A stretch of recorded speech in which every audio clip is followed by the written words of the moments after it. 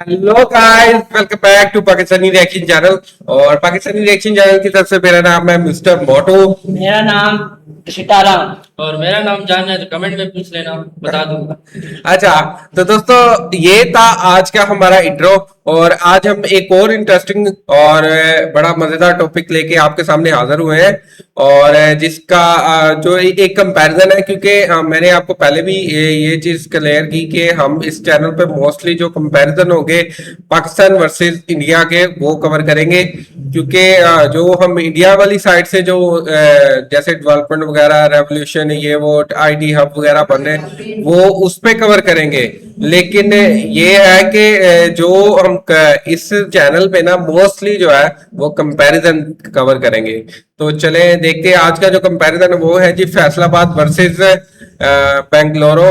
और देखते हैं कौन सा सिटी बेहतर है। बनता है कंपैरिजन। ये मुझे नहीं लगता बनता है, क्योंकि इंडिया के जब भी हमने कवर किया है कि इंडिया के जो शहर है ना, वो सिटी वो बहुत ही एडवांस है पाकिस्तान से। तो इसी वजह से मुझे नहीं लगता कि कंपैरिजन बनता है, लेकिन कंपैरिजन करना चाहिए। और हमें भी पता लगे कि क्या क्या चीजें हैं, क्योंकि हमें आइडिया नहीं है। इतना पता है कि है एडवांस, क्योंकि हमने बेंगलुरु का एयरपोर्ट कवर किया है, तो वो देख के लगता है कि ऐसा एयरपोर्ट पूरे पाकिस्तान में नहीं है। तो चलें स्टार्ट करते हैं। यस।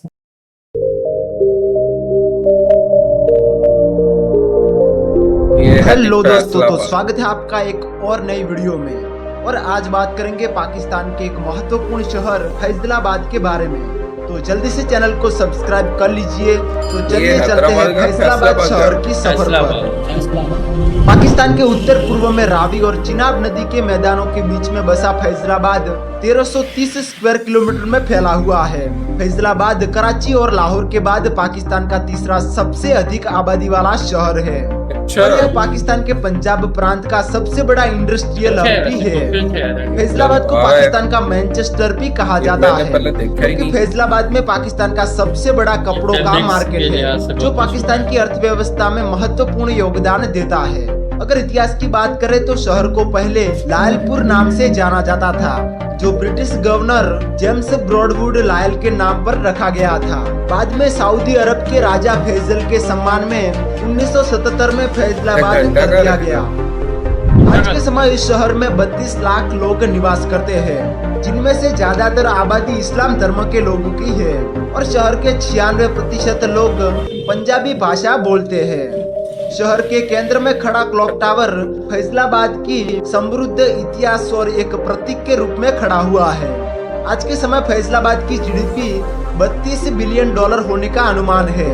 यहाँ पर मुख्यतः कपड़ा, फर्नीचर, फार्मास्यूटिकल जैसी इंडस्ट्रीज मौजूद है। फैसलाबाद की टेक्सटाइल इंडस्ट्री पाकिस्तान की कुल टेक्सटाइल एक्सपोर्ट मार्केट में 70% से भी ज्यादा का हिस्सा है। शहर में खरीदारी करने के लिए कई सारे बाजार भी मौजूद है। फैसलाबाद अपने स्वादिष्ट स्ट्रीट फूड के लिए भी जाना जाता है। यहाँ पर समोसे और पकोड़े से लेकर फालूदा और जलेबी तक कई सारे प्रकार के स्ट्रीट फूड प्रसिद्ध है।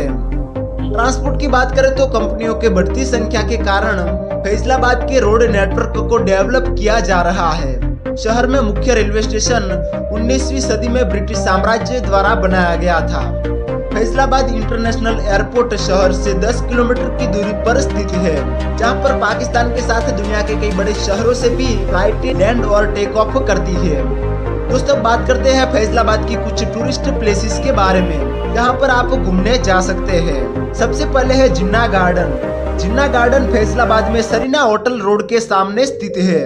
18 साल पुराना जिन्ना गार्डन एक पिकनिक की दृष्टि से ऐतिहासिक और आकर्षक जगह है। इस पार्क को कंपनी बाग के नाम से भी जाना जाता है, और यह गार्डन फैसलाबाद की सुंदरता को और बढ़ा देता है। उसके बाद है लायलपुर गैलरी। इस गैलरी में फैसलाबाद के इतिहास को अच्छी तरह से दर्शाया गया है। उसके बाद है फैसलाबाद क्लॉक टावर। फैसलाबाद में घंटाघर एक ऐतिहासिक स्थल है, जिसका निर्माण अंग्रेजों के समय में हुआ था। शहर के बीच में मौजूद यह इमारत फैसलाबाद के एक प्रतीक के रूप में खड़ा है। इसके अलावा भी फैसलाबाद में कई सारे टूरिस्ट प्लेसेस मौजूद है, जहां पर आप घूमने के लिए जा सकते हैं। तो दोस्तों, ये था पाकिस्तान का एक खूबसूरत शहर फैसलाबाद। उम्मीद करता हूँ आपको वीडियो पसंद आया होगा। वीडियो को लाइक करके दोस्तों ये हमने सब पहले कवर किया है फैसलाबाद जो पाकिस्तानी साइड से है, और ये पाकिस्तान का 70% जो है कपड़ा वो एक्सपोर्ट करता है। और मतलब पाकिस्तान में भी सबसे ज्यादा वैल्यू कपड़े के हिसाब से अगर देखा जाए ना, अगर किसी ने कपड़े का काम या ये वो, तो उसको फैसलाबाद में ही मतलब जाना पड़ता है, क्योंकि फैसलाबाद में बहुत सारी टेक्सटाइल इंडस्ट्रीज है, तो उसी वजह से ये ज्यादा जाना जाता है। तो अब हम देखेंगे मतलब डेवलपमेंट वगैरह देखी हमने, और इसके अलावा मतलब हमने देखा कि कौन सी प्लेसेस है विजिटिंग प्लेसेस, तो ये सारा हमने देखा है। तो अब हम देखते हैं बेंगलोर की साइड से, तो चलें वीडियो को स्टार्ट करते हैं। ये क्यों हिला रहा है? इसको ना हिला, कैमरे को हिला ना। चल अच्छा, ये तो भाई बिल्कुल नक्शा ही चेंज है। स्वागत है आपका एक्सप्लोर इंडिया के एक और ये तो नए यूरोप वीडियो लग में। रहा है यार। और आज हम आपको ये एक तो ऐसे मुझे सिटी वही की यूरोप सफर पर ले बिल्कुल। जाने वाले हैं जिसे ये गार्डन देखो। सिटी ऑफ इंडिया के नाम से जाना जाता है। हाँ जी दोस्तों, हम बात कर रहे हैं वर्तमान कर्नाटक राज्य की। क्या हाँ कहते जी हैं? दोस्तों, सिटी ऑफ इंडिया के नाम से जाना जाता है। आपको एक ऐसे सिटी की सफर पर ले जाने वाले हैं ये जिसे गार्डन सिटी ऑफ इंडिया के नाम गार्डन सिटी ऑफ इंडिया। वाह यार, अच्छा से इसमें जाना जाता है। मतलब हाँ जी अच्छा ये कंपैरिजन तो हमने किया है, लेकिन लग रहा है कि इसका अगर पाकिस्तान के किसी बड़े शहर के साथ भी कंपैरिजन किया जाए ना, फैसलाबाद भी कोई मतलब इतना छोटा नहीं है, मतलब आबादी के लिहाज से वो बताया उन्होंने कि कितना बड़ा है। तीसरा बड़ा शहर है पाकिस्तान का। तो अगर ये है कि ये देखें आप बेंगलुरु, उसके सामने मतलब इसके सामने फैसलाबाद तो कुछ भी नहीं है। दोस्तों, हम बात कर रहे हैं वर्तमान कर्नाटक राज्य की राजधानी बेंगलोर सिटी के बारे में।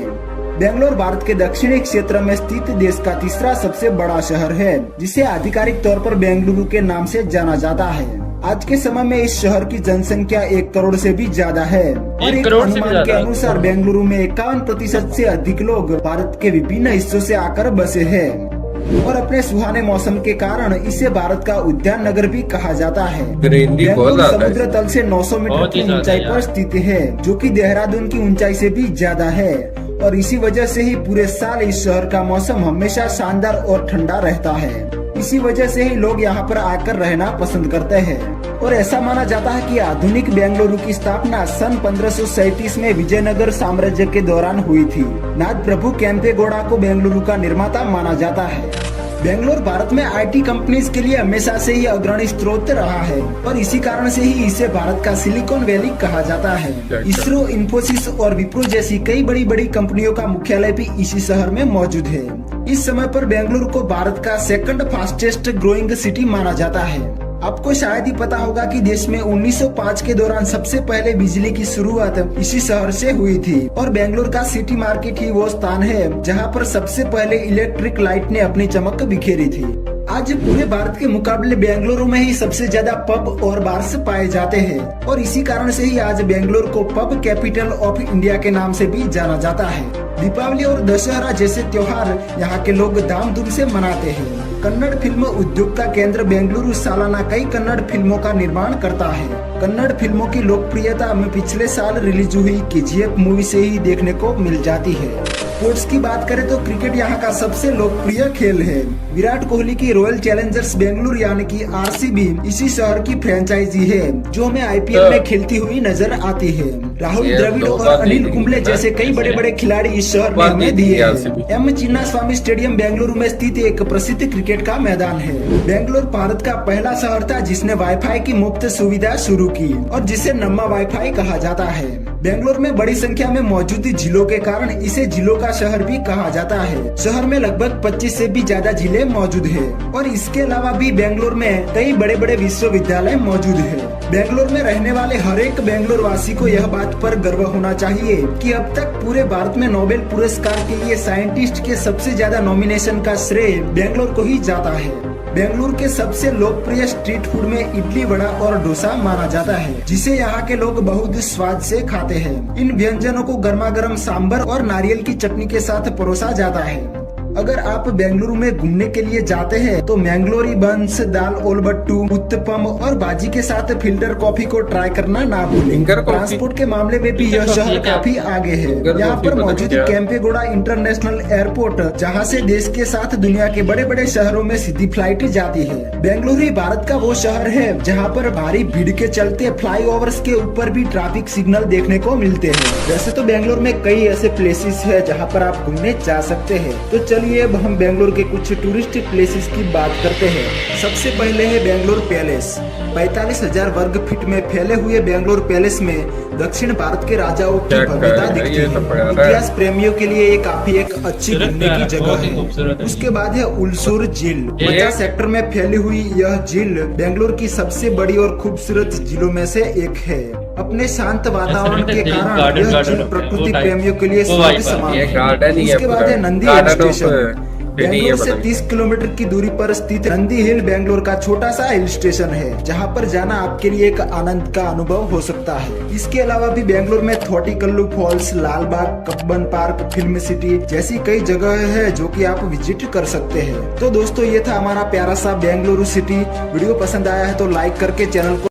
दोस्तों ये था बेंगलुरु और गार्डन ऑफ सिटी भी कहा जाता है इन्हें। और मतलब इन्होंने ये भी बताया कि ये मतलब इंडिया में सबसे पहले जो लाइट्स आई, रोड लाइट्स, वो बेंगलुरु में ही लगना शुरू हुई थी। और काफी इंटरेस्टिंग है ये। और मतलब मैं कहता हूँ कंपैरिजन तो बनता नहीं है बिल्कुल भी। और क्योंकि डेवलपमेंट बहुत ज्यादा हुई है इसमें, क्योंकि हम कोई वो वाला कंपैरिजन तो कर नहीं सकते कि आपके सामने एक वीडियो आपके सामने प्ले की जाती है, दूसरी भी आपके सामने प्ले की जाती है। तो आप भी ऑडियंस है, आप बता सकते हैं कि आपके हिसाब से कौन सा सिटी बेहतर है। तो हमारे हिसाब से जो होता है वो तो हम बता देते हैं।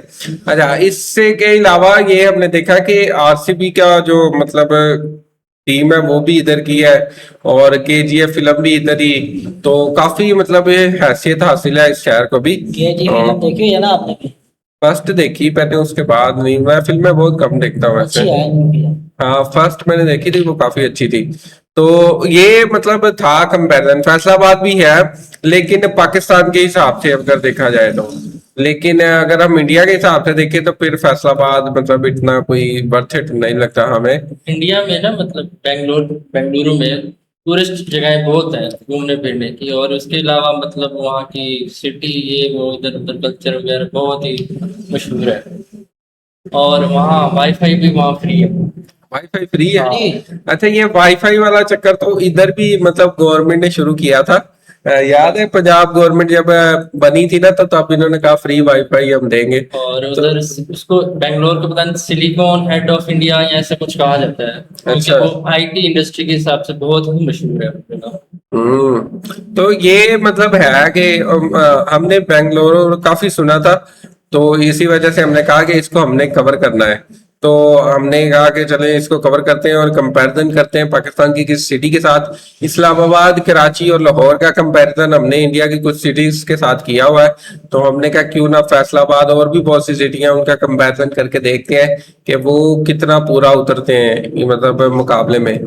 तो कैसा लगा आपको ये कंपैरिजन, कमेंट सेक्शन में जरूर बताएं। और अगर आपको दोनों शहरों में से कौन सा सिटी ज्यादा पसंद आया आप कमेंट सेक्शन में बता सकते हैं। और अगर आपको ये वीडियो पसंद आई तो वीडियो को लाइक करें, चैनल को सब्सक्राइब करें। मिलते हैं किसी नई वीडियो के साथ, तब तक अपना ख्याल रखें। Bye bye.